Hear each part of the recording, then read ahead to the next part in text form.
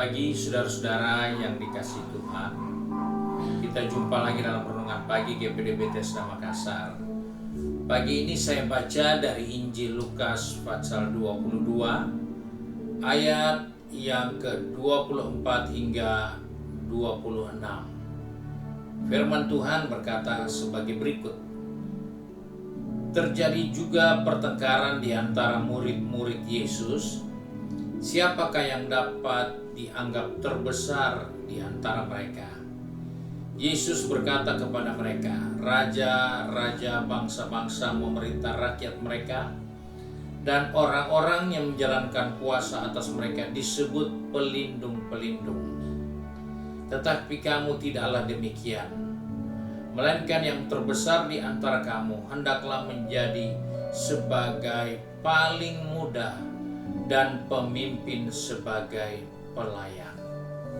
Puji Tuhan, kita menjumpai suatu nasihat Yesus ketika terjadi perdebatan di antara murid-murid Tuhan.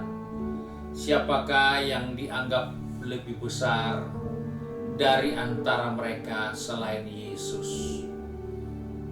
Pembicaraan ini merupakan suatu hal yang menarik perhatian, karena tentunya mereka sudah bisa mengukur waktu mereka.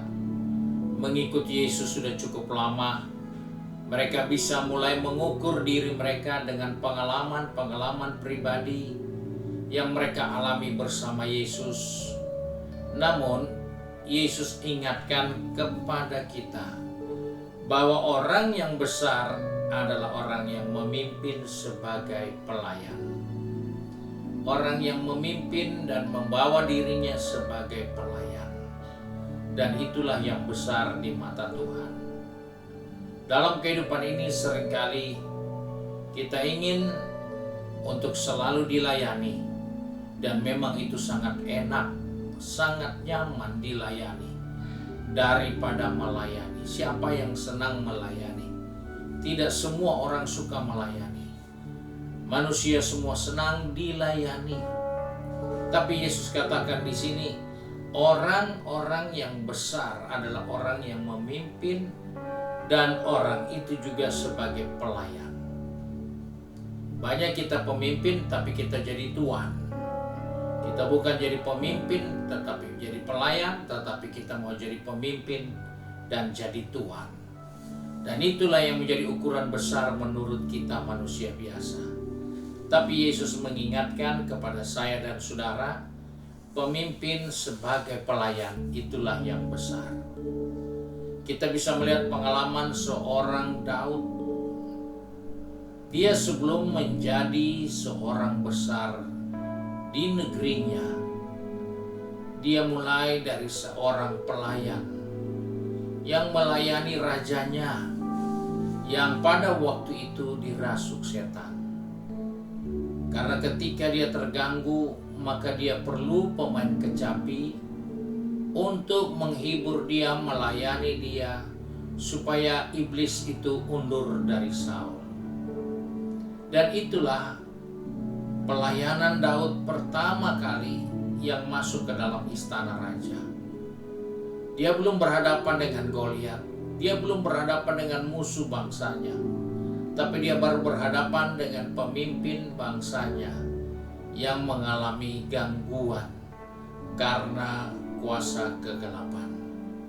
Dan Daud selalu dipanggil entah siang, entah malam, entah subuh.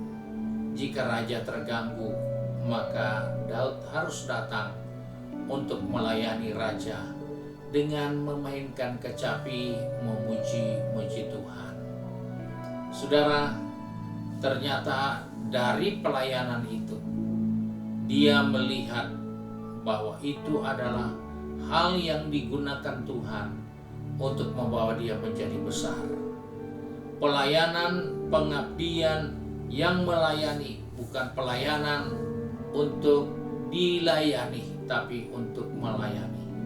Sehingga dari hal itulah kita temukan Daud seringkali ada di istana, dan akhirnya dia bisa menetap di istana raja karena dia sudah memulaikan suatu bahagian dan penting dalam dirinya, mulai melayani.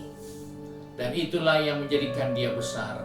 Sebab itu sebagai orang percaya, sebagai anak-anak Tuhan, mari kita sudah lama di dalam Tuhan, kita tidak boleh diam, tapi kita harus terlibat dalam melayani.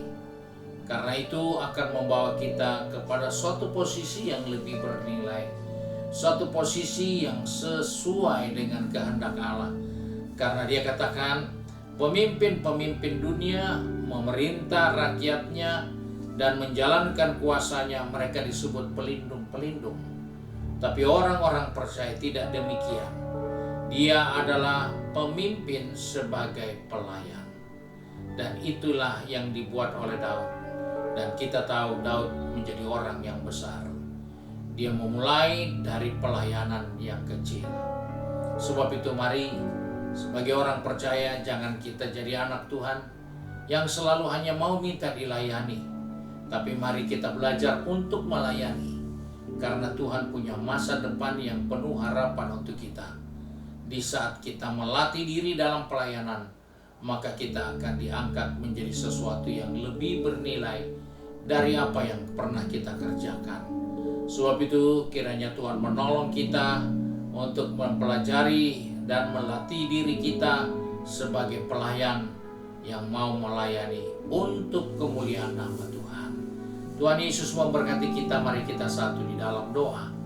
Kembali pagi ini kami datang kepada Bapa di surga dengan mengucap syukur. Karena di tengah-tengah perdebatan, di tengah-tengah perbandingan pikiran kami ingin menjadi besar dan kami akan dilayani. Tapi firman-Mu mengingatkan kepada kami harus memimpin dengan motivasi melayani. Karena itulah yang terbesar di mata Tuhan. Sebab itu Bapa, pegang tangan kami, atur langkah kaki kami. Baik anak-anak-Mu yang sudah pergi bekerja, berbisnis, studi, maupun sudah sibuk dengan kegiatan di rumah masing-masing. Ingatkan kami supaya kami menjadi pelayan. Ingatkan kami supaya kami menjadi pemimpin yang melayani, bukan menjadi pemimpin yang dilayani. Supaya di dalamnya kami melihat janji Tuhan digenapi. Karena firman-Mu itu ya dan amin bagi kami. Terima kasih Bapa, kami bersyukur untuk berkat-Mu di hari yang baru ini. Sebab itu kami berdoa hanya di dalam nama Tuhan Yesus Kristus. Haleluya. Amin. Puji Tuhan. Tuhan Yesus memberkati kita. Selamat pagi.